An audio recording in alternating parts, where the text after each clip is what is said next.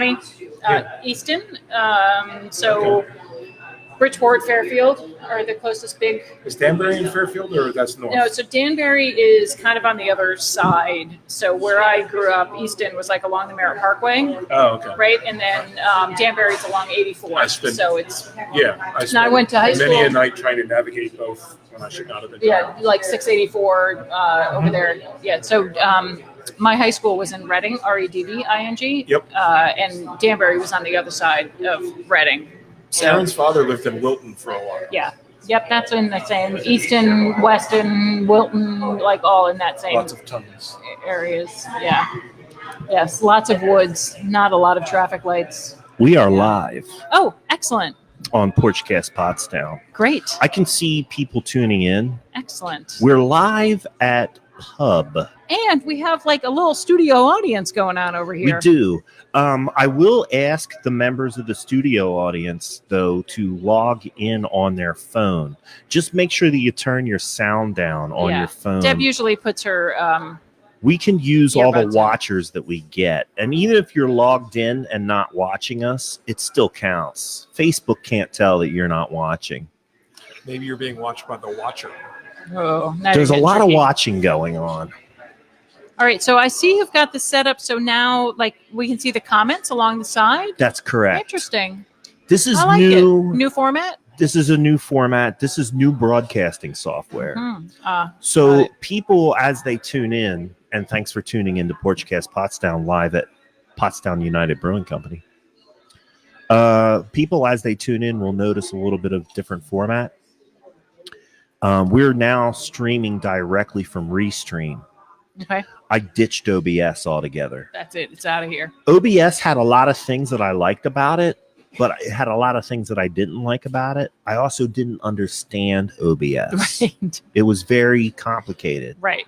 And it started causing too many problems. So far, Restream seems to be a much easier platform to deal with. There are some function tools. To Facebook and also to YouTube. Correct. So you can find us similarly on YouTube. And I'm going to put up the welcome to subscribe at YouTube thing. I can have some banners now that come up.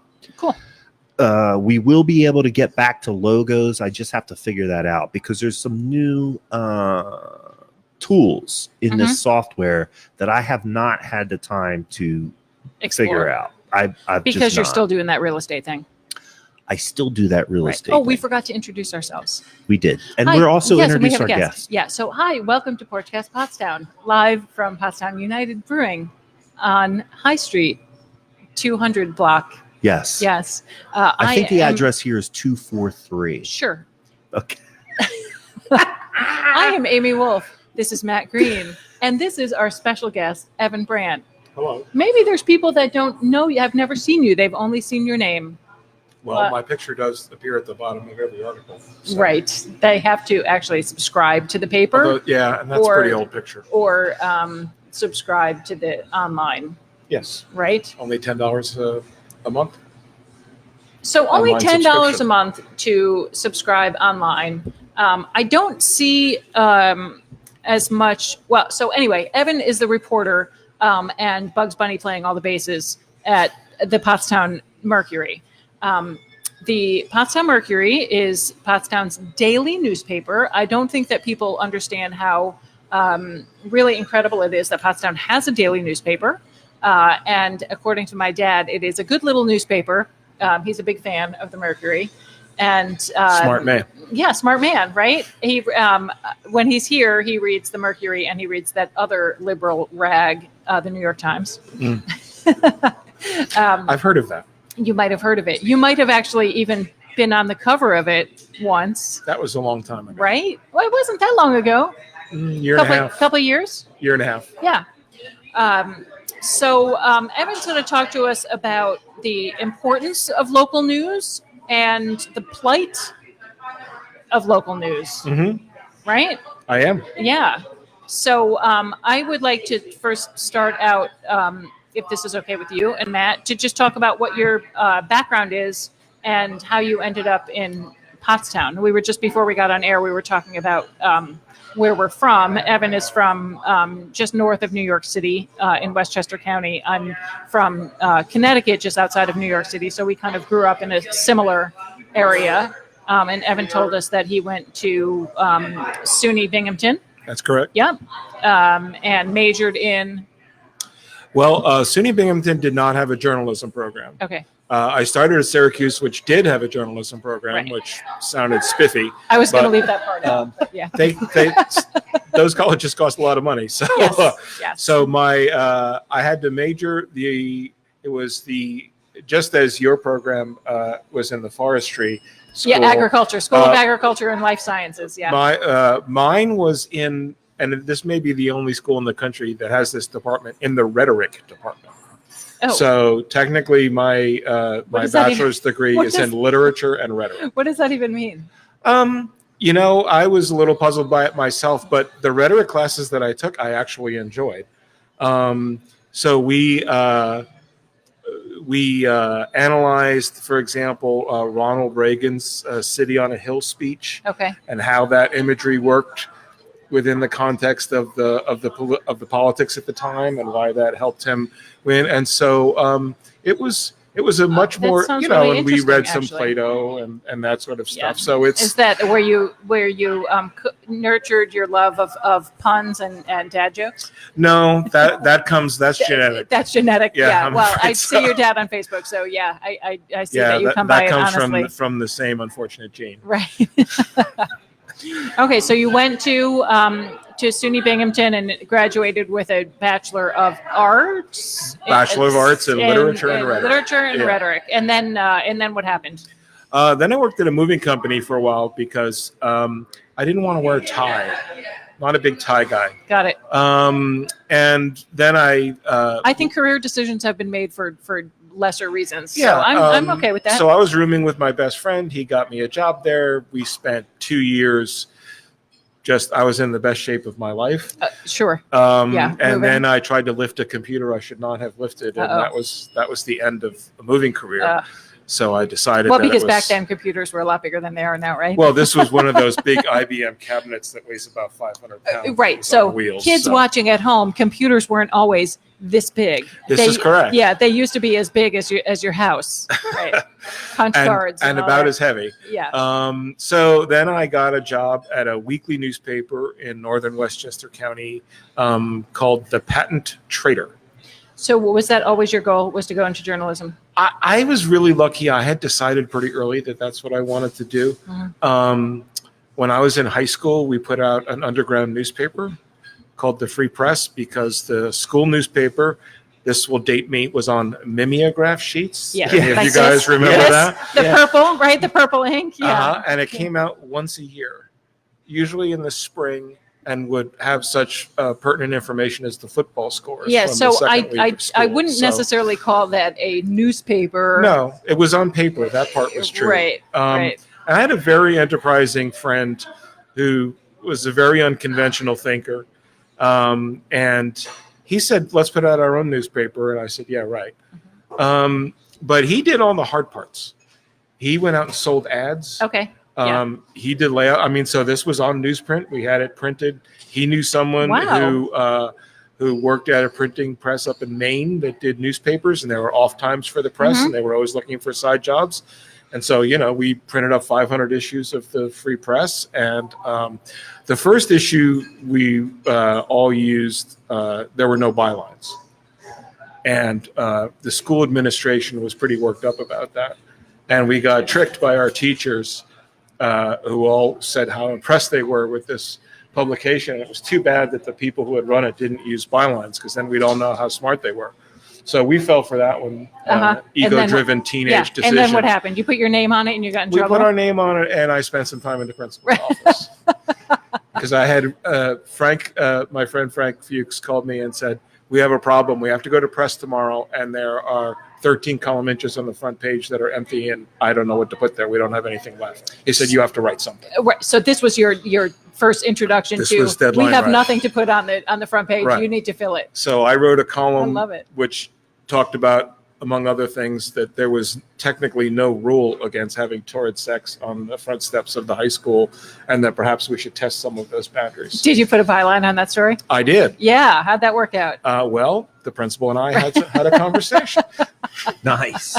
I would have made up like fake answers to a chemistry test. Next week's answers for Wednesday's chemistry test. A, But B, the C. fake news gene just doesn't work for me in any way. So What's that? I Fake The news? fake news. I Yeah. could never You have could done have invented fake news. This that is was true. your. That was Yes, you that could would have have. been a big money thing. You could have been ahead of it. Maybe Mr. Trump would have paid me for that. And Yeah, so that was your. I'm really impressed by that you were so enterprising. I just wrote. Frank did the hard stuff. I mean, he went out to local businesses like on High Street and he got them to take out ads. And I've never asked people for money. I'm terrible with that. Yeah. But right. my stepmother. Hang on a second. Sure. Studio audience, you need to turn your sound down. Thank you. Sorry. My stepmother was a newspaper reporter. Okay. In Albany, and she was one of the people who broke the glass ceiling. Back then when you worked at a newspaper and you were a woman, you did the social pages and that sort of stuff. And she covered breaking news. And I was watching, do you remember a show called Lou Grant? Yes, of I course. do not. The spinoff Lou of the Grant Mary was Tyler Moore at, show. yeah, at Asner. So Mary Tyler Moore don't was a. remember. I know Mary Tyler Moore, but I That was a sitcom, TV station. right? But Lou Right. Grant was a fairly serious drama show. And he was the which is editor of a paper in really Los Angeles. interesting spin-off because it was not in the same format. Right. It was a drama. And I watched that show and I thought, well, that looks pretty interesting. Mhm. They do something different every day. They don't go into the office in a tie. Yeah. And add up a column of numbers every day. And I asked my stepmother, Lorraine Dusky, I said, is that what it's like? She said, yeah, pretty much. Right. I was like, yeah, I'll do that. Right. So I knew pretty young, Mhm. which is really lucky. I Right. understand. Most people don't know. I still don't know what I want to be when I grow up. When you grow up, right. Right. So Trinita Brand saying that she knew that show. Yes. I never heard of it. I don't know. Thanks for tuning in, Yeah, everyone. yeah, we got some there are folks. some watchers. There's some Yeah. people watching. I just want to remind everybody that I am monitoring the comments. I can see them coming in. I'm replying to the comments from my cell phone. So I'll try to reply to as many of them as I can. But if you have a question or a comment that you'd like to pose to Evan, this is your chance to interview the interviewer. indeed. And we're going to ask whatever questions you ask, and we're going to try to chew into as much stuff as we can. Right. We have a little bit of an agenda because we'd like to talk to Evan about the plight of the Mercury and other local newspapers in general. But if there's something that you want to ask him or have him talk about, please let us know in the comments. The comments do help us get the word out. If you're in the studio audience, I would encourage you to stay logged into the show. Just turn your volume down. They have complied. Thank you. Come on down to Pub. We have Resistance a nice, nice crowd. we have a nice live studio audience here for the show tonight. Come on down to Pub on East High Street, and please patronize this business that gives up a seat. They give up a foretop to us every Thursday night. And we appreciate it. And we appreciate Yes, that. Amanda and Leah will take very good care of you. So I just wanted to get Evan's background so we know who you are and how you ended up here. So you went to the Weekly. I ended up there as the Which name I executive forget editor. already. We had two. By the time I left, I was in charge of two weekly newspapers, a bridal publication, A bridal publication? a senior publication, Like bridals like horses or bridals like brides? like brides. Okay. There's more money in dresses than in horses. Yeah, well, it depends on where you are. And That's what I was- this is in college that you're doing? No, this is after college, This yeah. This is in my working life, and there was also a parenting magazine. I knew nothing about any of those things. Right. And I worked about 70 hours a week. Yeah. If there were 70 hours in a day, you would have worked them. They would have found a way. Yeah. And one night at about 2 a.m, I was editing copy about what you get your bridal party. And I decided that's not really what I got into the business for. It was time to look for another job. Right. So I found the Mercury in editor and publisher magazine, and they had an ad, so I applied. And My you were wife like, is. where the heck is Pottstown, Pennsylvania? I was. My wife Yeah. is from northern New Jersey, and she said her only requirement was that it had to be within 2 or 3 hours drive of her family. Sure, which And so this is. Pottstown just inside the circle, Right. and so the Here you rest, are. as they say, is Right, and that was what year? that was 1997 in That was November. the Is same year when I that I started. came here. Is it? Yeah, excellent. We're not quite, we're not OG like this one, but we're No, almost I tell grandfathered people in. I'm still a newcomer. I've only been here 20 years. Yes, for sure.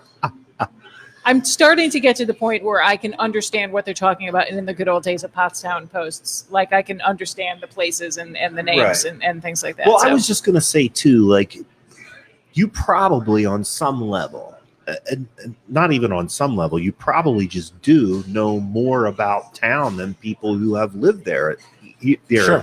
Because you've spent time writing about it, Right. investigating. I've read a lot of local history. Right. I go to the meetings they don't go to. Right. yes. And so there's stuff. I mean, there's stuff I don't write about, but I still know because I was at the meeting. You were at the meeting. Because it's not necessarily news or not news yet. Right.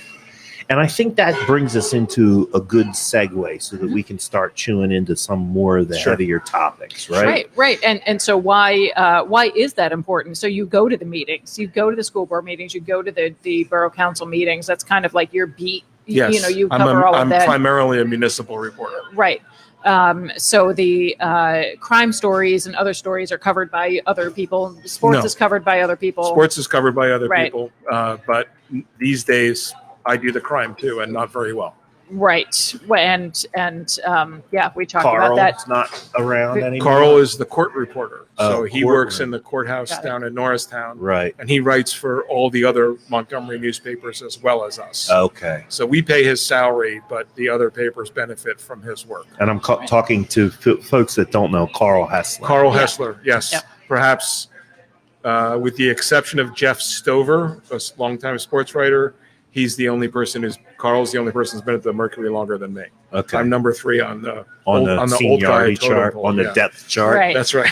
Right. Are you counting? Are always you counting Nancy appreciated- in that? Well, list, Nancy or- doesn't work technically for the Mercury. She retired as the Mercury Right. editor, and yes, she would have been longer Right. than all of us. But she came back, and now she works as the editor of the Reporter in Lansdale, which Alden Global Capital also owns. So Right. she's Right. part of the extended family. I will say this, Carl Hessler, Hessler. I'm sorry. I always appreciated his reporting because he did cover crime, I guess, as it related to court cases. He covered where the crime ended up. Yeah. Correct. Right. And as a person who was covered by him Sure. because I was creating the cases that led to Right. court, Right. I always found his coverage of what was going on in the courtroom. As law enforcement, not as the criminal. Correct. Right.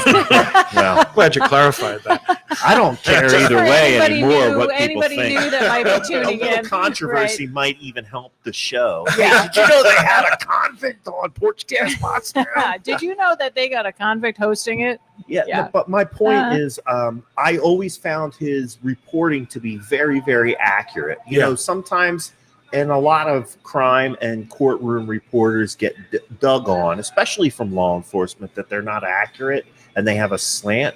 Carl's reporting was usually pretty much dead on. It still is. He's a real pro. He has a real pro. very, very. I think what helps that is he has a very deep knowledge of procedure. So Sure. and one of the primary jobs of a reporter is to translate professional jargon right into everyday layman's language. Into terms, something right. that So everybody you can know he has understand. described various hearings in so many ways, so many times that it's second nature to him. So it's it clarifies. It gives you what you need to know without giving you too much information to have you fall asleep. And, Right. and I will say this now that Important. I'm not on the job anymore and I can't be disciplined.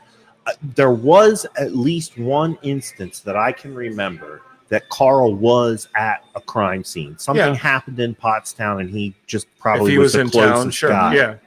And I remember him coming to me and saying, do you want to say something?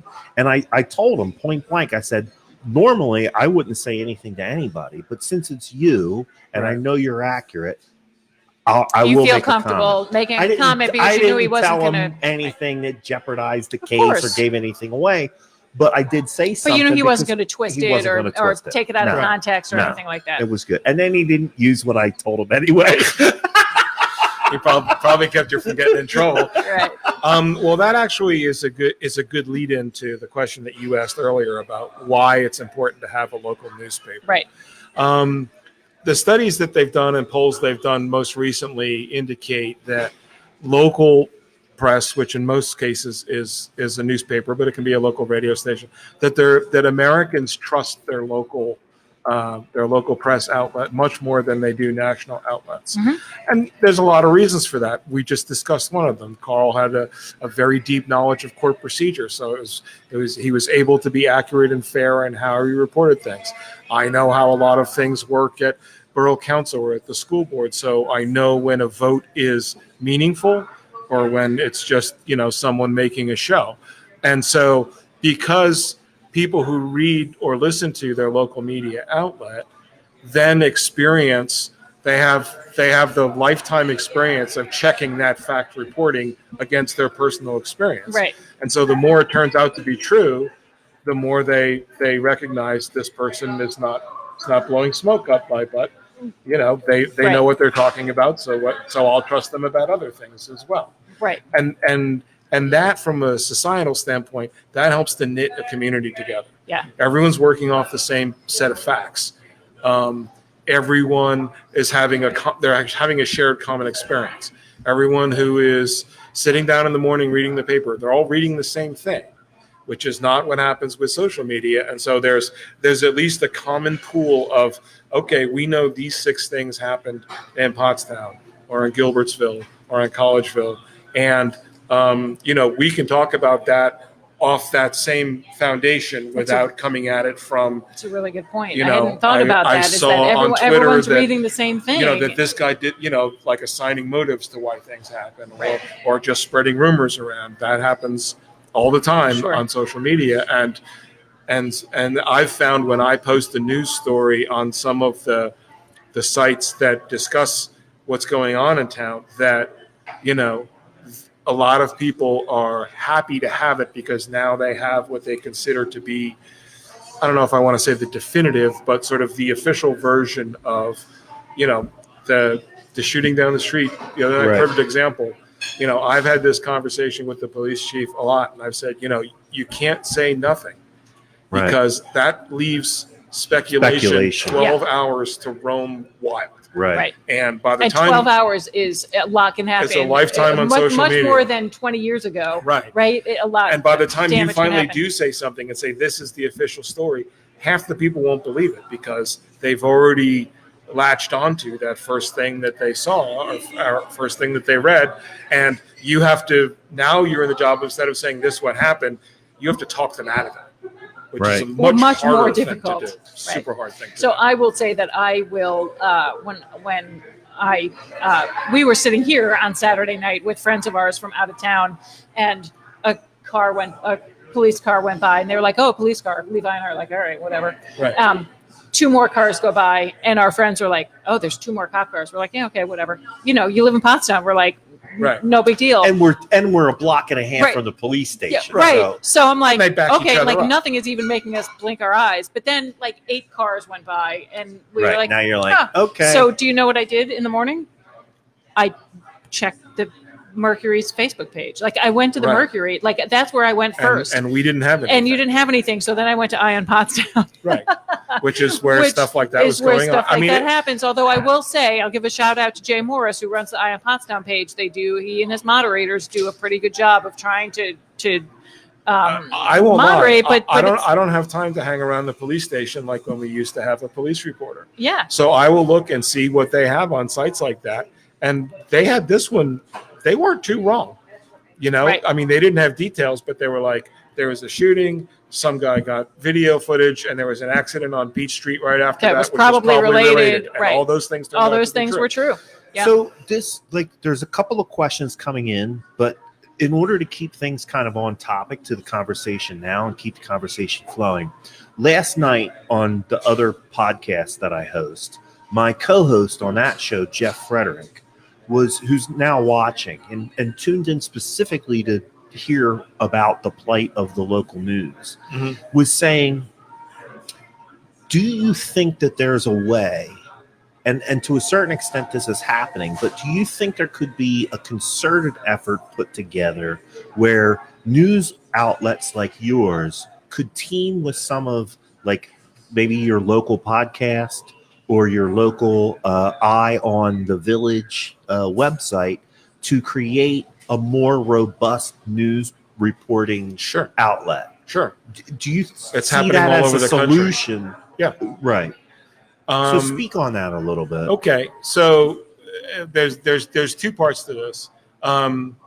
Doing that with the Mercury would be difficult because the New York hedge fund that owns the Mercury is not interested in the Mercury's success. Correct. It does not care if it's a sustainable business or not. It does not care what its content is. What it cares about is extracting money from the business until you can't do it anymore. Sucking as much out and until so it leaves the shelf. I'm sure they would be happy to say, oh yeah, we'd be happy to team up with you and you give us all your stuff for free and we'll sell ads against it and we'll keep the money. Correct. Right. And so that's not really a fair arrangement.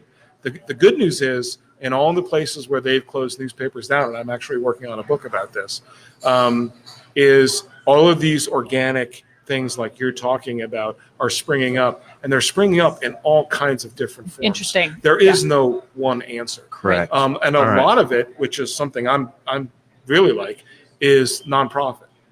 So, when you consider that we're certainly not nonprofit. We are all the way nonprofit. We're unprofit here at Porchcast Pottstown. Yeah. And so local journalism in particular, is essentially, it's a public service. And it got started the way that it did so that it would be independent from the government, because that's very important. And so you needed a way to pay for the paper. And that's one of the important roles, is to be a watchdog of local government and to report what's going on so that the people that can't be there can know what's going on in their local government. Right. And so, and I have something to say about that, but I want to stay on topic. Okay, sorry. No, it's all right. And so that model eventually broke in the 80s. And there were a lot of things that led into it. You can't blame it all on New York hedge funds. They are just there to pick through what's left. They're just performing their they're function. picking up the pieces. Right. Yeah. But because the desire for the product, for confirmed factual information is still out there, a lot of things are growing up organically in what they call news deserts, where the paper is literally closed. Why Porchcast Pottstown has existed for 2 years. Amy and I didn't do this on purpose. No, we stumbled upon it. And you're not doing it for the money, obviously. No, but one of the reasons why we kept doing what we were doing was because there was an immediate, a need, and urgent and a desire for it, for local accurate news. Right. And to Amy's credit, we took that seriously. I feel embarrassed sometimes blowing our own horn, but we did immediately strike upon that, and we took it seriously. Yeah. If we're going to start talking about it's a serious thing. Yeah, we have to be accurate. I mean, at one point during the stay-at-home orders, Amy and I were staying home and going to 3 different news outlets to verify the stuff that we were going to talk about on the next episode the next day. Right. So you were being responsible. We were trying as much as we could. As much as we possibly could. Right. Yeah. And so I guess the answer to Jeff Frederick's question is yes, that it's happening, but 100% it's happening in different ways in different communities. Yeah. Which I guess in a way makes it even more all the valuable, because each community can decide how they're going to do it. That's and that's going to be the most valuable. It can be very organic. Yeah. I've had an idea for a long time that you could start a community foundation that owns the paper, and then the community, and it doesn't have to be the paper. It's just what I call it out of habit. It would probably be a news site, because the paper is what's so expensive. A media outlet. Right. News source. And you get bylaws that keep the directors from interfering in the editorial content. They hire or fire the editor, so that's the level of their control. And then your subscription is a tax deduction. And so the community can contribute as much or as little as they want to this foundation, whose entire purpose is to provide accurate news, and they can do that any way they want. They could host Porchcast Pottstown. They could do all these other things. They could host PCTV. If some arrangement could be worked out that way. And all you really need to do under those circumstances, you don't need to make money. You just need to break even. Sure. And and you can do it with and you a pretty exist. small It's like staff. NPR. You exist for the Exactly. good of the people. Are you aware of anywhere where that is? Are you aware of anywhere Sure, where that lots is of places. happening? Lots of places. It's going on. A lot of places in California are doing it. A lot of places in the Midwest, because the upper Midwest is where a lot of, because of their economy was already in trouble to begin with from the the Rust Belt, and you can sort of look at local newspapers as an offshoot of an old industry that's sort of run its course. And so that's where a lot of the news deserts were located, in a lot of really small towns. And oftentimes the reporters and the editors who lose their job when that paper closes, they don't always move away. A lot of times they'll stay and say, well, how can we do this a different way? Right. And I'm discovering and doing research for this book that there are dozens of different models out there, and it's all what works best. And and you can also specialize. What do you want your content to be? I would argue for municipal coverage, because that's what I do, and I think from a democracy standpoint that's important. Well, and that impacts people at a very real level every single day. It's broad based, Right. but there are ones that do it on the arts. You could do it with Right. there are lots Right. of sports sites that do that sort of thing, and you can.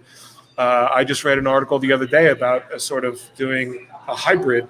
So you don't have to be a 501c3, because that can be difficult to do. But there's a type of legal structure, and maybe Levi would know about this, but there's a type of legal structure that you can do where you can take ads and you can take revenue, but you can still be tax exempt. Sure. Because you're sort of nonprofit. Yeah, there That is would make this sense. marriage Yeah. that's going on between for-profit and nonprofit enterprise. Yeah. I'm through my work in real estate, I am familiar with some enterprising that has gone on where there is a for-profit aspect that's feeding into the nonprofit. Right. There is this legal gray area where Right. you can have those two things married up and work. And there are nonprofit trade organizations. There's one called Independent Reporting Enterprise or something like that. And they will let you start a news site under the umbrella of their nonprofit. You can be part of their 501c3. They'll say, here's a website template that you can use. No, that's like what TCN does, Right. right? So they're like an umbrella So 501c3 that pay other a organizations fee, operate and under. then they take like 3 or 4% of your revenues to cover their costs. And then once you're up and running, Then you can spin step off. out and form your own. Right. It's like an incubator. I think Yeah, you said exactly. something right, exactly, like a launch nonprofit pad. Yeah. or the way I describe it too is a chamber of commerce for nonprofit, Yeah, right? Sure. The one thing that I liked that you said that I kind of want to circle back to is Just that one this thing? is everything is important, but there's things that you're saying that are triggering my ability to converse with you. You talked about democracy, Yeah. and let's not forget, we spend so much time, and everybody, the right wing has dominated the conversation about the Bill of Rights off of the Second Amendment. But let's not forget that we're talking about the First Amendment here, the very first one. And it's a big one. There's a lot of stuff wrapped up It's a in huge there. one. Yeah. There would be no Second Amendment without the First Amendment, because the First Amendment allows you to write the laws that become the Second Amendment, people. So I think that's important, right? But it also goes back to what we were saying about men and women, Carl and Nancy, and these folks that are truly, truly dedicated to the craft, and have a moral and ethical fiber that drives them to do the right thing and to do the news as accurately as they possibly can. Sure. If you've built up a reputation like that, I would say this: if I read an article written by Carl Hessler tomorrow, even if it had an opinion in it about That what was very unusual. it would, Right. but let's just surmise for a second that he had watched some trial and he observed what he believed to be a procedural error that affected the trial. I would believe his writing because I know that he's accurate. Right. And I know that he has that moral and ethical fiber that drives him to give accurate news. Sure. That's what's important about, in my opinion, that's what's important about local news, because I know Carl. Right. I've seen Carl on the street in my town. Right. I've interacted with him. And there's that piece of it too, is that, you And live in our community and have a vested interest in our community. And I'm not making it, I'm just using that as an example. Same thing with Evan. I know Evan, right? I know who he is. I know where he lives. Right. There's something to be said about that we lose when these corporate hedge funds or global media, whatever the name of this, comes in and he guts these newspapers. Sure. So, and I'm trying to say a bunch of stuff, but I'm also trying to segue into a couple of questions and then also keep the conversation going. Tracy Purdy wanted to know when you ever sleep. And then her second question was very closely related to that, in how many employees are left of the Pottstown Mercury? The first question is, I am a night owl. The first answer is I'm a night owl by nature anyway, so I'm well suited to this. So I will often not start my workday until, technically, my shift should start at 3 o'clock in the afternoon. Okay. It usually starts around 11 o'clock in the morning. And then, I'll stay up until 1 or 2 in the morning, and then I just sleep late. So it seems like more than it is. You just I'm shifted just a little bit. A few hours from the quote unquote normal workday. Right. And your deadlines, I mean, it used to be that there would be, your deadline for getting something to print was 7 p.m. or, whatever it was. No, it was 11 p.m. Yeah. We were much later we were the last paper on the press often.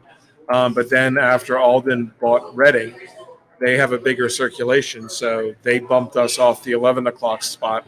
And now it's like 8 o'clock. So if I covered a council meeting, and I remember this happening once, Mayor Sharon Thomas vetoed the budget. And it was like 10:30.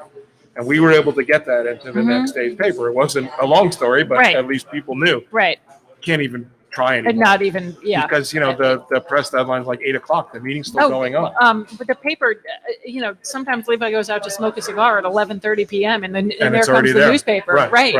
Right. So I'm sorry, what was Tracy's second question? No, how many both people are left? related. Yeah, how many people are left? So when do you sleep, which is very closely related to how many people are left. Right. The answer to that is there isn't a clear number. So Alden Global Capital owns every newspaper surrounding Philadelphia, with the exception of the paper we were talking about. The Town and Country. Burke, Love that little paper. And the papers in Berks County. So there's a lot of blending. So we used to have. They own the Eagle, yeah. Yeah. So there used to be. We had a business manager, and the Daily Local had a business manager, and Lansdale had a business manager. That all of those functions are blended now. The sales functions are all blended. Carl works for more than one paper because he's writing Lansdale court stories. He's writing Norristown court stories, as well as those that come from Pottstown. So, and our sports editor, Austin Herzog, was just promoted to now be the sports editor for the entire Philadelphia cluster. So he's got more responsibilities than just what's in the Mercury. And so between the business and the advertising aspects of that being blended out, I would say that the two sports guys, Owen McHugh and Jeff Stover, and myself, are probably the only people who, at least the editorial employees, who work specifically for the Mercury. Right. And, if I'm doing a regional story that I know is going to affect the area, I'll let the other papers know.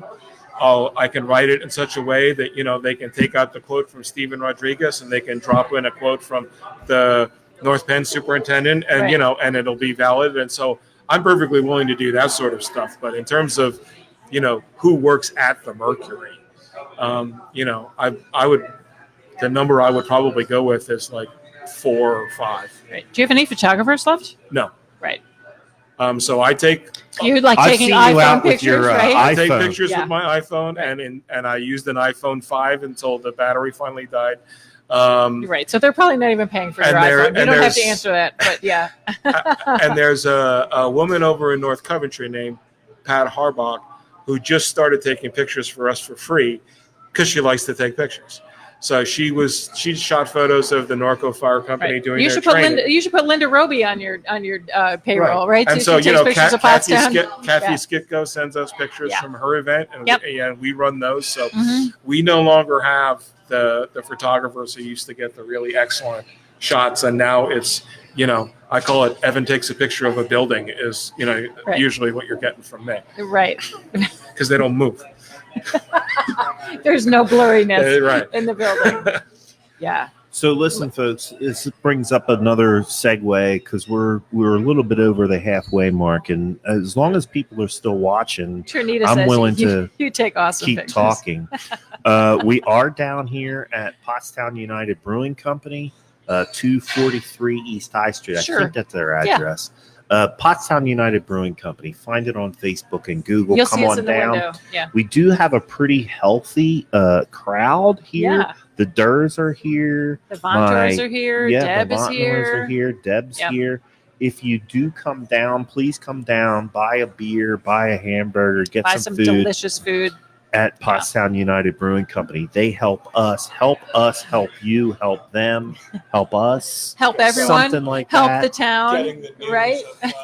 Getting the news of the news. So I had read a story a couple of years ago about a newspaper that sprung up. I want to say it was either in California or Texas. I'm sure you've read a million of these stories. It was like a coffee shop that decided to open the newspaper because they were like, okay, the same story. It's the happened newspaper at libraries. Right. Yeah, I Libraries saw have started one. one. There was a kid in Kansas. Like he was either a high school student or early in his college career, lived in this small little town in Kansas. Right. No one was covering the school district meeting. No one was covering the town hall meeting. And he just literally started printing the paper on an old mimeograph machine. There we go. Literally. We've come full circle. Yeah. Yes. Yeah. So a year and a half ago, when was it that the New York Times did the story that Yeah, it was in August of 2019. 22 time blends together these days, right? Well, it was during the pandemic. So it must okay, have been so 2020, right? Yeah. So the Mercury and Evan have become kind of this poster child of the plight of local news. Before you chew into that, yeah, you were getting some credit for taking awesome pictures from Trinita Brandt and Tamara That's Charles. because she's says, in them all the time. Yeah, Right. yeah. Well, She Yeah. jumps Well, in front of me, so that's why she likes it. what's in it for me? Right? Yeah.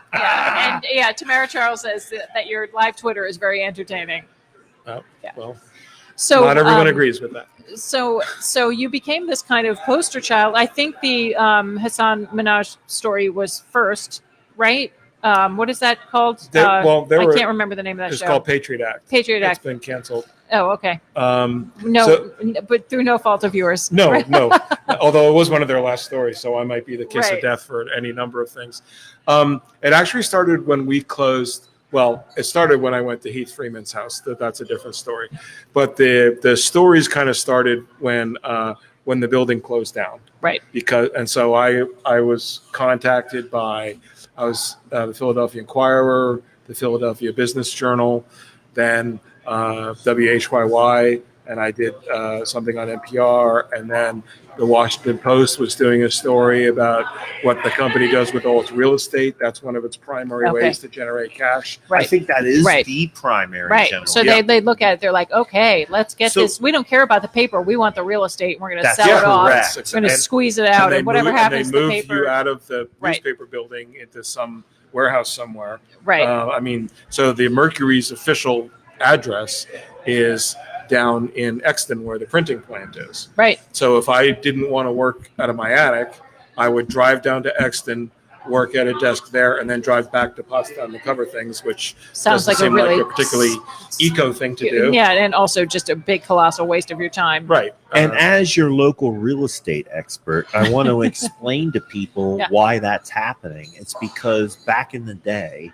before we had social media and cell phones and all of that stuff, these newspaper offices were located in the downtown areas, the hearts of these towns, which is now prime real estate, especially if you talk about bigger communities, right? Philadelphia, New York, Chicago, Denver Post, and Denver, also Reading. Big. You need a lot of space They're to run a newspaper and to have a printing press. Correct. Right? So you're talking about go down to the big real Curtis estate. Publishing Building in Philadelphia on 6th and Market. 6th and Market, 6th and Chestnut, 6th. Go down to the Curtis Publishing Building. Look how big that building is. It takes up almost an entire city block. Right. So these are what these hedge funds are doing. They don't, again, they're real they estate. Don't care they're real about estate the investors, news. really, right? They are. Yeah.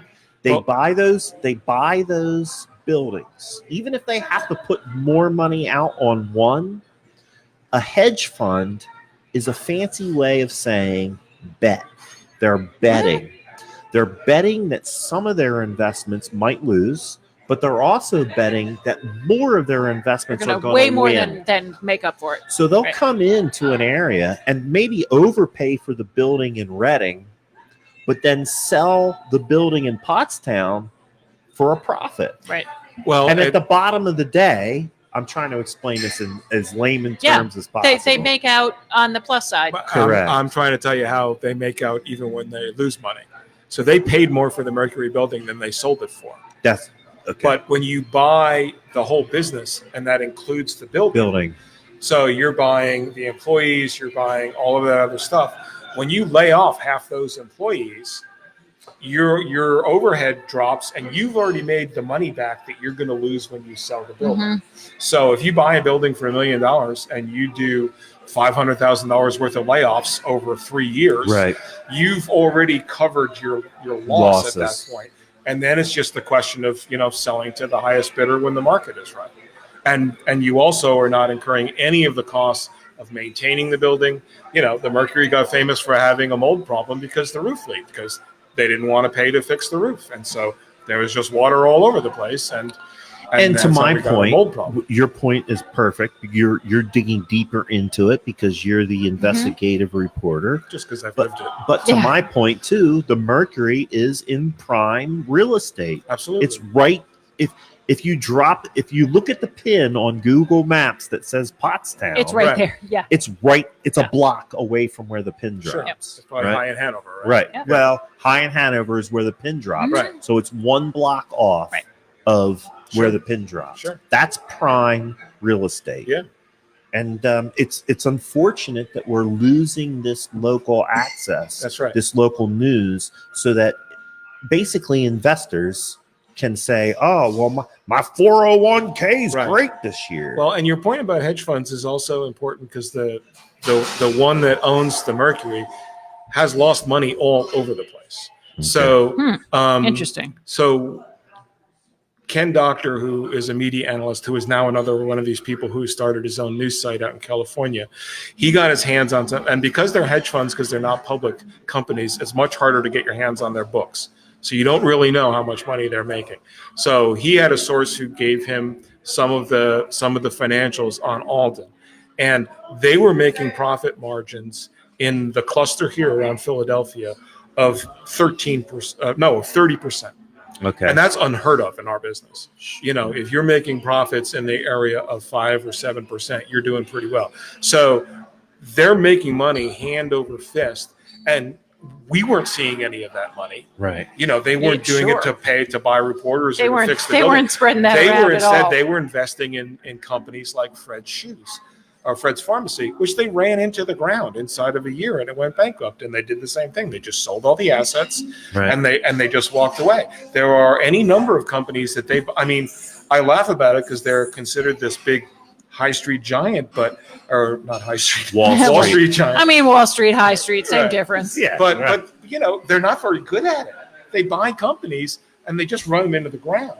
I mean, it's one thing. We're a cash cow for them. They can siphon off cash because we keep generating cash.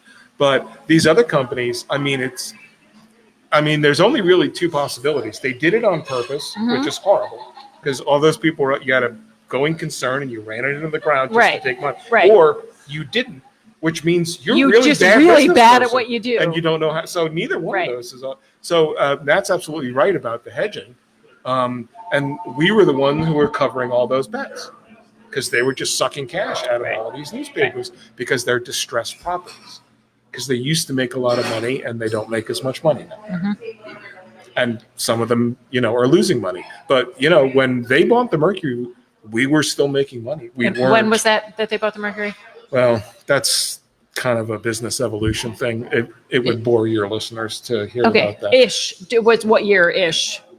It was a company. That company went bankrupt. It became another company when it came out of bankruptcy. Okay. They bought the controlling interest in that. So, putting your finger on a calendar, you just throw a dart because it was a slow process that happened over about 3 or 4 years. Got it.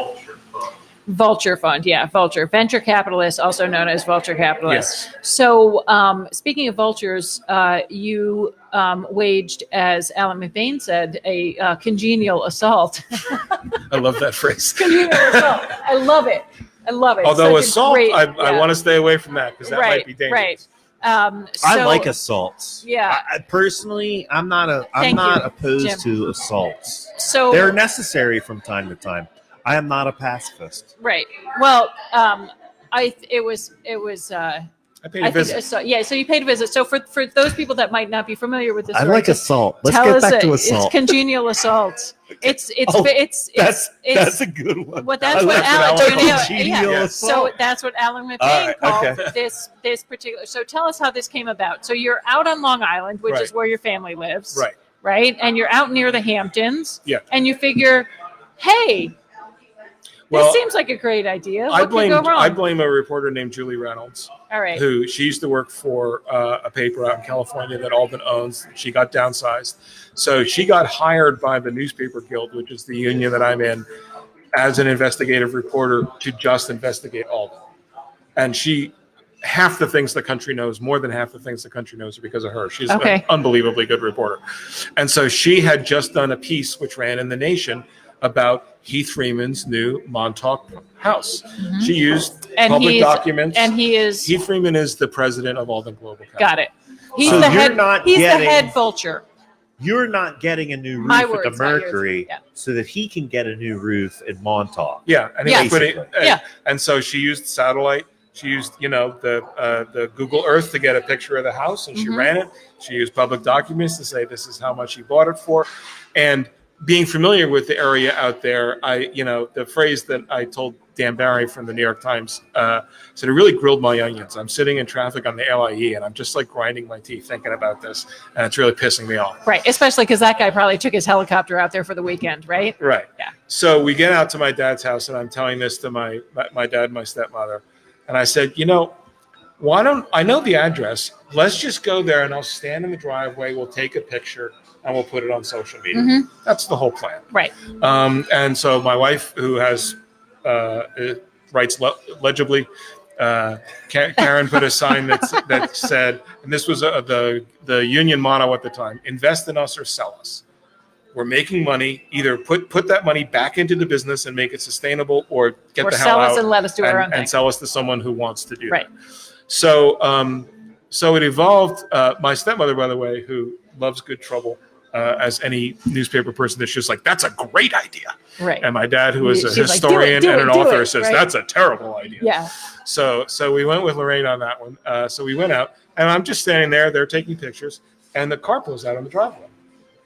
And it's a woman who reporters shouldn't do this, but I'm assuming it's Mr. Freeman's wife. And she says, "Can I help you with something?" And so then she sees my sign, and I'm wearing a T-shirt that says "News Matters." And I said, "Sure, is Mr. Freeman home?"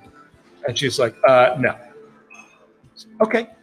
She drives off, but I hear music coming from the back deck. You're like, well, somebody's home. Dave Matthews, by the way. Right. And so Was playing live Dave there? Matthews was not there. No, Sorry. someone was That playing wouldn't have been Dave such a That would Matthews. have stretch. even been better. It almost would have. This MF. Well, it was ironic because the song that was playing was Ants Marching. So I thought someone's home. Right. So I'm like, Was And probably his I've- kid taking some bong hits. who knows? But I'm like, I knock on people's doors cold all Sure. the time. That's my job. And I had You're a notebook I'm with me. I already don't here. know why. I'm but- already right. here. So I just walked up and knocked Yeah. on the door, and the housekeeper opened it up. I asked if he was home. He was at the top of the stairs with his kid. They'd obviously just been swimming. It's not, unfortunately, it's not the cinematic confrontation that we'd all wish it was. He just shook his head, and she was like, "Get the hell out." So like Right. that's the whole Right. thing. You got thrown out by the housekeeper. Pretty much. Got it. She said, "You'll have to call." I said, "Okay, what's the number here?" And she said, "I don't know." And I said, "That seems very unlikely." But, Well, technically, from a rhetorical standpoint, you were calling. indeed. I have called. And I Yes. could have left a calling You card, calling card. had I worn gloves. Right. But no, but then I wrote about it. And so that became a whole thing. I think it's a great story. Okay. And I think that you okay, it didn't really go anywhere, but you showed up and you stood your The only moment of panic point. I had once I started walking toward the front door is, well, first of all, it's like, well, if I'm going to get fired, I'm going to get fired. It's not Yeah. like this job's going to It last would be forever more likely anyway. that you'd get arrested for trespassing. But or whatever. Now, my moment of panic was, what if I get in and he says yes? What the hell am I what going to am I ask going to him? say, right? Right. What if he's like, yes, sure, random reporter from You some ask him small to paper make that you I a own. drink, and then you start talking. Right. No, Right. I was I know like, you like a gin and tonic, Yeah. Evan. So I need you, a bourbon yes. on the rock. I'm going Right. to deny Right. that rumor. Right. No, I did. I was like, if I get a chance for one question, it's got to be a good one. Right. And I have like 50 feet to decide to- what that's to going to come be. up with and what that that's not question what I is. came here intending to do. Right. And so I was like, make it simple, make it basic, make it something that gets to the heart of the matter. And so the question I settled on was, what value do you put on local news? Not how much is it worth to you, not how does it look on the balance sheet. Is there any way that you look at local news in which you give it a value other than how much money it can make for you? Right. But I didn't get a chance to ask that question. But unfortunately for Mr. Freeman, every time I get interviewed, I get to pose that question. And probably the answer is zero. Right. He does not give a shit No, but however, because he's swimming on his pool in Montauk with his He's son, famously listening to known to have visited the Denver Post newsroom very shortly after they'd won a Pulitzer Prize and looked around and said, what the hell do all these people do? Zero interest in the operation, even less interest in the public mission.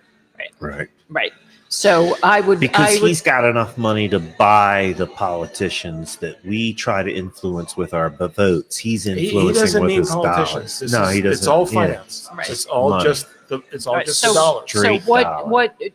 what value do we put on local news? People like me and Matt and the people that read the paper or don't even read the paper that just care about local news. Why is it important? Well, it's important to have a reporter. Politicians behave differently when there's a reporter sitting Sure. in the audience. They know that somebody is there reporting on it. You're live tweeting it. You're writing an article. They behave differently when there is a reporter sitting in the audience. It's an accountability. A former president of the Pottstown School Board, whose name I will not divulge, told me once that when I wasn't at a meeting, they would literally look around and say out loud, well, the Mercury's not here. What do you want to do? Wow. It That's was awful. that straightforward. Yeah. And that's awful. Well, I mean, not that they necessarily would want to do anything bad or illegal, but there might be something controversial. There Right. might be something that, might cause them to lose an election that, that still has to be done. Right. And you could do it without any sort of scrutiny. Right. It's So kinda that right there scary makes to the me point that- of how important it is. It's kind of scary to me, though, that politicians who draw no salary are worried about a reelection. Right. Yeah. Well, school board members aren't paid, so they're not drawing this Right. out. That's what I'm saying. Right. That aren't. I said it's Oh, kind okay. of scary to Right. me that politicians that aren't being paid Yeah. Right. are worried about. Well, have you Although ever run that- for election? Have you ever run for election and lost?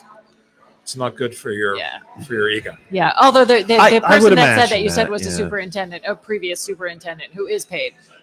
No, it was the school board president. Oh, it was the school board. It was Okay, an got it. elected public. It was elected. No But, money. I mean, at the end of the day, though, it is important to have this local feel, and that proves it. That anecdote that he just totally proves the fact that we need local reporters involved in local news. I have been saying for a long time that the death of local news is the death of democracy. Well, and I know it's a pretty dramatic statement, but it is that the death of local news and the death of reporting and accountability is what you see in these countries where they don't have any sort of accountability. Authoritarian. Well, and there's two aspects of that are important. One is it goes back to what I said about the poll that people trust local news more, and so when all you have left is the national media that'll parachute into a town, where there was a shooting or something, and Ferguson, Missouri, whip everyone into a frenzy and then leave, right? And then everyone else still has to live there and try and figure it out, right? So that doesn't help it, but and that's one aspect of it. But the other aspect of it is that it's a quilt, and because every piece is small in the local news patchwork, and so when you lose one or two pieces, you don't really notice it, but it's that quilt that builds the foundation, because all of those people who are being covered by the local media, all those politicians, a portion of them will go on to become state representatives. They will go on to become state senators. They will go on to become U.S. senators. And if they're brought up in a place in public life where there's no scrutiny of what they're doing, then they have no restraints upon them. They're just going to go unchecked in their behavior. Right. They're just going to go ahead, and so there isn't really even the warning. There isn't really the well, am I going to get murdered in the paper about this? Which is, as you said, it's a check, and it's something they have to consider. And so so what you're left with is a community which doesn't have anyone who's checking on the local politicians, and you're growing crooked politicians. And the third aspect of this, which is maybe the most dangerous that's going on right now, and it's mostly right-wing sites. They are starting. We were talking about starting all these news sites and all these different places where it's going on. Well, the kings of fake news are literally starting fake news sites. There is a couple of companies in the country that are right-wing political consultants, and they're starting these fake newspaper sites. They look like a newspaper site, but it will be. And they'll often even start up just around a particular issue. Yeah, one issue. Like there's a bond issue, and so it'll spring up in this little town, and it looks like a newspaper, and it kind of feels like a newspaper, but everything in it is all one-sided, and it's all trying to steer you toward a certain result. And as our news literacy declines, because we don't have local news and we're just watching the shouting heads on TV, our ability to look at that and to be able to say, wait a minute, what? That doesn't seem right. This is all just like, no, doesn't someone not want the bond? I would say this, regardless of whether it's a right wing or a left wing organization that's doing that, the lack of a person like an Evan Brandt or a Cara Hessler or a Nancy March that's going to call out the bullshit. Right. That is in of itself the quintessential problem. That's the danger of the news deserts, and Correct. That's the opportunity that they're seeing. Now, if there are left-wing organizations doing this, I don't know about them, but certainly they could. I just have found that the right-wing folks are really just much better organized. Right. And they see an opportunity like this, and they agree step with into that. it. I agree with you 100%. In modern politics, within the past 40 to 50 years, the right wing is absolutely more organized and more. They have much They're better. more voracious. They have better their messaging. Absolutely. Right. No question. So I will give them credit where credit is due. And all I wanted to say is the one thing, whether you are a righty, a lefty, or a centrist, is the one thing that's the stopgap in that is local, credible reporting. Right, because if you're all starting from the same place, then you can debate the facts. Correct. But if you're starting, if you're making the facts up, or Right. if you're starting from Alternative a particular facts. viewpoint, and then you cherry pick the facts that work for you, and there isn't a reference that people can go back to and say, well, this says here's the plus, this says here's the minus. I think I'm going to be this. If you're only hearing the plus or you're only hearing the minus, and no one is presenting, and that's part of the reason and why you don't have the undermine- wherewithal to seek it out yourself, Right. which a lot of which Americans is don't. a lot of work. That's what we get paid to do. Right. And that's also where undermining trust in the media is helpful to people who want to do that, because now we get to the point. I hear it all the time. I get it in the face on Twitter. You're fake news, you're biased, and all this sort of stuff. So even the local stuff, if you can undermine confidence in that, there's nowhere to go. Right. Even and you're seeing it now in school boards. I'm seeing it in school board meetings. People coming and screaming about this stuff. And what did Steve Bannon say? He says, "I'm going to win the presidency back through school boards." Yeah. Because all this stuff exactly. is being fed out. Right. And if the stopgap was, as you say, was the local media saying, well, that's not really an issue here. If everyone's going, well, you're biased, you can't be trusted, then that stopgap doesn't exist. Right. It's been removed. Right. Rachel McKay is asking, so when are the three of us going to start our own newspaper or video? That's a good segue, because I think we're getting up to it at 7:06. It is. And it's been a good conversation. Yeah. We still have so people before watching. I do have like 1,000 things of like news and events to go over if everyone wants to hang in here. Go for it. So I will take Rachel's question and say, what do you think is the future here of not local news in general, but of our local news, of Evan and the Mercury and our town? I've fielded this question a couple of times. My first answer is I'm going to work at the Mercury until there isn't a Mercury, because I have a mortgage. Right. And I need health benefits. Yeah. But when that comes, and it's not an if, but a when, I have already begun talking to people about what's next. Mm-hmm. What do you do? And so it's more of a timing question. Mm-hmm. I told you about my idea for a foundation. Mm-hmm. I think that's kind of a heavy lift to get off the ground from the start. But I think if you do something like the organization I mentioned, where you start off, you're under their Umbrella 501c3, so you're a nonprofit. You have a couple of sports people, you have a couple of news reporters, you have an editor. You don't, maybe a photographer. You don't need all the salespeople. You don't need the press men. You don't need the people taking the ads. Your model is different than it was. Yeah, so you're 50 years saying, ago. It's being fed more communally, more socially. But the question is, how many living wage salaries do you need to support? And if the answer is 6 or 8, right, that gets you to a number, and then you say, that's our budget. Mm-hmm. That's what we need to work off of. How do we get there? What ways do we want to do it? And I will tell you frankly that in discussions I've had with some of those people, I've said, that Pottstown Porchcast podcast thing is actually kind of interesting. Why wouldn't we have them? If they were interested, no reason why we couldn't have them part of that platform. They could be interviewing political candidates. Wait, Well, we have- them, us? Us? Is that us? You're talking about them, us? You Yes. mean that time we hold on. Those 3 times that we interviewed political candidates. Right. So that brings me to a good But a that good conversation was happy before you did that. Yeah. This brings me to a good happy segue towards the outro of the show. And we're going to end with news and everything else. Sure. Before the show started, this is our show. We do what we want. Mm-hmm. We are now dubbing you the Porchcast Pottstown Media Liaison. There you go. Evan Brandt. Yes. Okay. Congratulations. You're going to make Welcome twice to the as much as what I staff. make. Really? Welcome to the staff. I think that you should work very closely with Susie Marcucci Kennedy, who is our literary liaison. Mhm. I think there's a role for you to work with her. Sure. Trinita Brandt, Our political and liaison. one of them.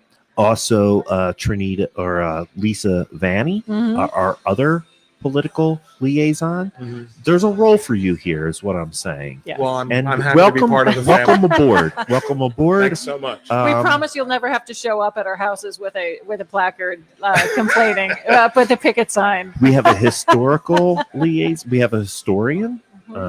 Todd Bainbridge is Oh, he's our great. historian. Yeah. We have an executive producer. We have an assistant to the executive producer. We have a lot of moms. We have a lot of moms involved. This seems like it's a little top heavy, this operation. It's very top heavy. Fortunately, we've been able to keep our operating budget. Mhm.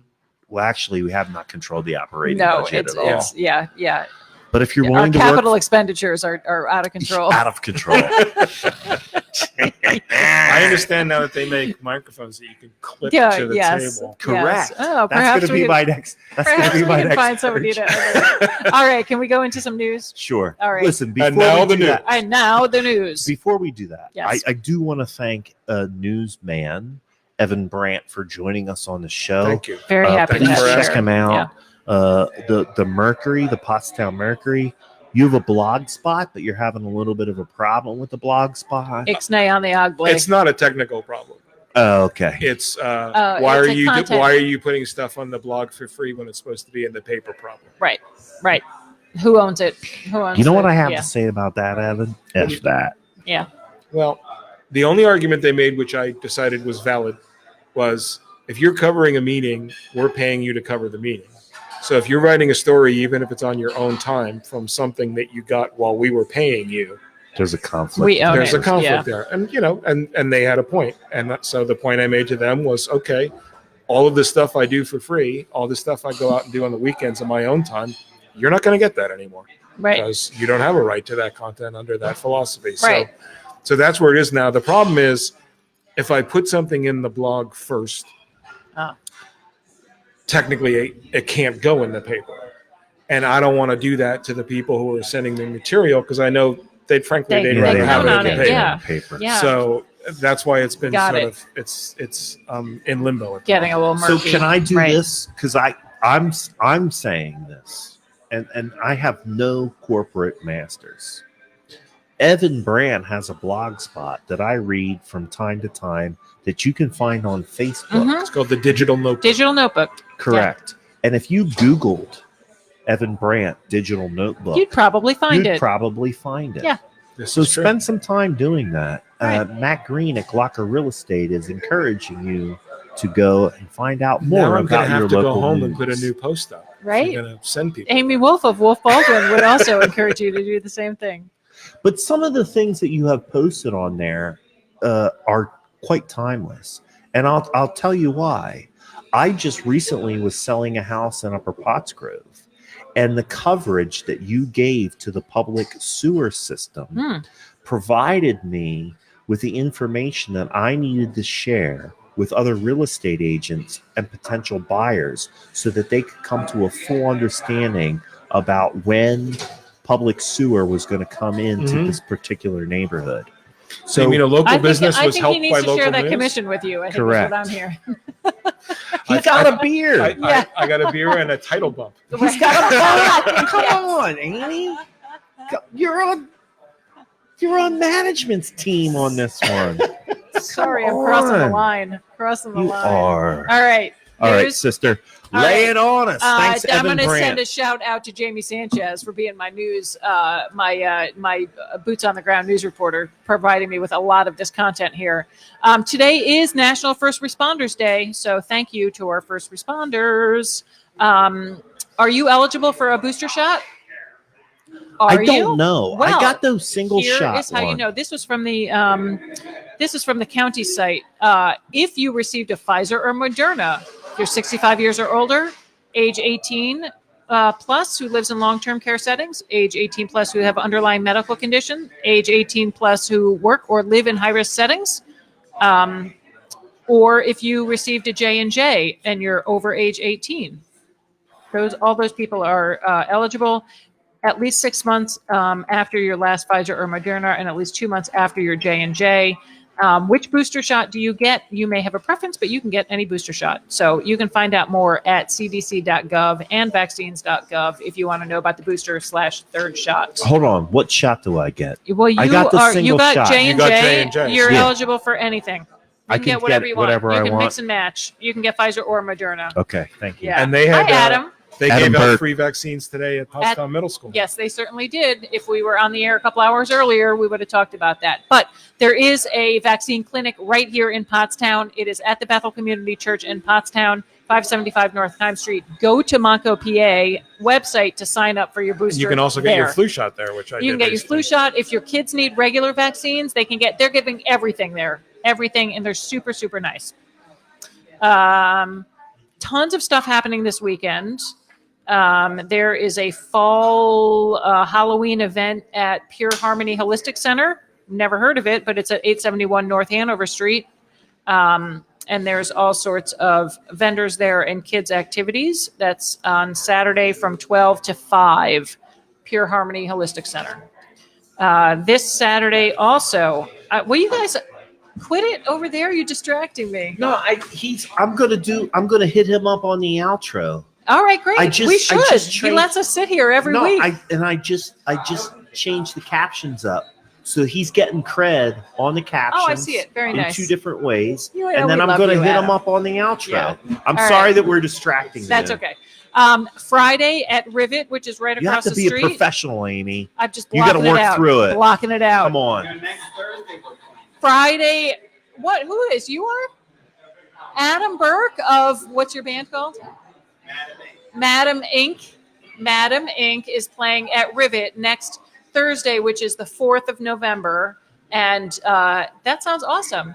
We might go over. Oh, we don't have a show next week, so. We yeah. don't. I'm going away hunting. This Friday, October 29th, is some sort of Halloween triple tribute. So that is at Rivet at, I don't know what time. I'm going to say 8 o'clock. Oh, there it is, 8 p.m. The Rivet Good is guess. so easy to find on Facebook. Just type in Rivet, RIVET, Rivet Yes. Pottstown. It'll pop right up, folks. Come on. Saturday, How long October have we been 30th, talking is to a you? trunk or treat at Emmanuel Lutheran Church. There was a lovely article about Emmanuel Lutheran Church this morning in the paper written by Evan Brandt. It was really interesting, actually. 250 years old. Yes. So Older than the that country. is from 6 to 8 on Saturday. Trunk or treat at Emmanuel Lutheran, which is at Hanover and Walnut. I elbowed my way into their history by helping them dig up their 50-year Oh, and time the capsule. time capsule. Yeah. Yeah.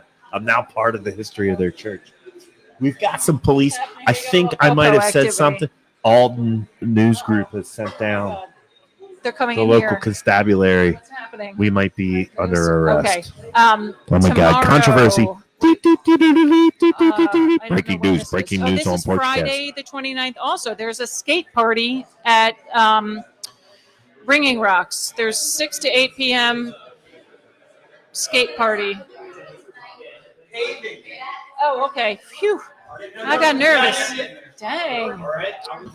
Pottstown Police Department is breaking Oh, news they're tonight. paving.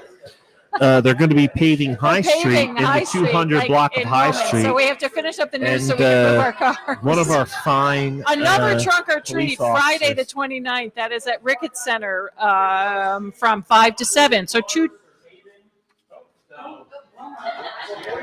Let me see if I can get him to make All right. his Wait, announcement. did the police officer, would you like to come on? your announcement on air, please? Officer Johnson. Officer Johnson is letting people know that if your car is parked in 200 block of High Street, need to move it because they are going to right pave. now. Well, that All right. includes me. So, It also includes me. yes. Very important, November 12th, fair funding rally in Harrisburg. If you are interested in fair funding, which we can't shut up about on this show, and you would like to join the cause, there's about 30 seats left on the buses that are going to Harrisburg. You can sign up at pafunding.org.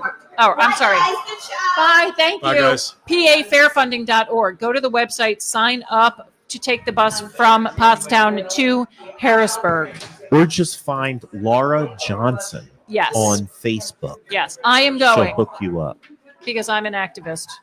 You are. Yes. I'm proud of you, Amy. Kingdom Life Church. Is that your friend? Kenny Butler? Is that his church? No, Kingdom he's Life? Victory Oh, Christian okay, sorry. Life Center. Kingdom Life Church is having a Child Care's Harvest Fest and Open House on Saturday the 30th from 3 to 6. That's at 380 Walnut Street. Food, candy, games, face painting, crafts, etc., etc. Kingdom Life Church. That's just in Valentine's Church, right? Saturday, October Yes, it 30th is. at 380 Walnut Street. 3 I to 6. owe Justin a phone call. I'm sorry, brother. I've been super busy, and I know it's not an excuse because he needs some help. All right. Alt House Arboretum is having their Haunted Woods on Friday and Saturday. $8 a person. I'm assuming that, or between 7 and 9. They always do nice events up there at Alt House Arboretum. That is in the Grove. It is. Upper It's in Upper Pottsgrove. Um, It's off of Very, very nice. local beat reporter. Very nice He place. beat it. He beat me to it. So check that out. This weekend is the last Pottstown Farm. That's from 9 to 1 at Smith Family Plaza. They're having a costume contest at noon and with prizes. At 1 p.m., there's going to be a parade to the Manatawny Green Mini Golf to play around. In the evening, they are having Free outdoor family movies. That's another dad joke, to play around. Come to mini golf to play around. Yeah. Nice. Outdoor movies. It's a great Pumpkin Charlie Brown and Charlie Brown Thanksgiving. I'm a huge Snoopy freak, so I'm happy to see that. And then in the evening is the History and Haunts of Pottstown tour. Sold out, folks. Oh, It is sold out. probably because we put that on the front page of the Mercury. Yes, I'm looking forward to it. We have tickets at 7:45. Afterwards, I'm going to go across the street to Iron Gate Beer Garden, and Stephen Kurtz, who used to play with the Whiskey Hicken Boys, is playing across the street at Iron Gate. They're a good band. So now the doing that. tow trucks have Nice. arrived. To Now you tow hit the the people marks who on want to that. Oh move my their God. cars. You literally just hit the marks on that. What? You freestyled that whole thing perfectly. Yeah. So if we want Amy to freestyle well, all we have to do Hey, is give me just some vodka. turn on some vodka and some police lights. Yes. Listen, we got to wrap All right, up the we show. gotta roll. We're literally getting All right. ready to be towed. Adam, you wanna Everyone say, on "Come set. Come over here. Look You at better his get face. over here. Get Over buddy. here quickly. All right. Thank you, Evan. He's going to go move his car before I'm it gets doing the towed. All right. I'll outro. buy you a beer. I'm doing orange the and tonic outro. next time I see you. Adam Burke, I'm doing the outro. Please come sit Thank down. you. I'm going to outro you. Thanks for Evan Brandt from the Pottstown Mercury to let us know what's going on with the plight of local news. Come down to pub and get some delicious food. We are at Pub, Pottstown United Brewing Company, which is located at your street address is 251. 251. 251 Whatever. East High Street, Pottstown United Brewing Company. Adam Burke is our gracious host. He gives us a 4-top every Thursday night. The least you could do is come down here and buy some beer and some food to help support him, support us, support you. Pottstown, support everyone. And Leah and Amanda will take good care of you. Support me.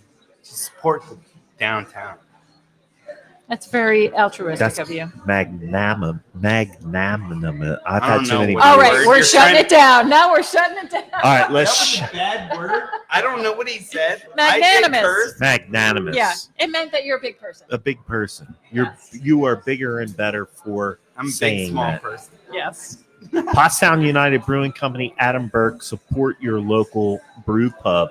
My name is Matt Green. I am your local real estate expert. Please call me. Sorry, I didn't mean it. Is that funny?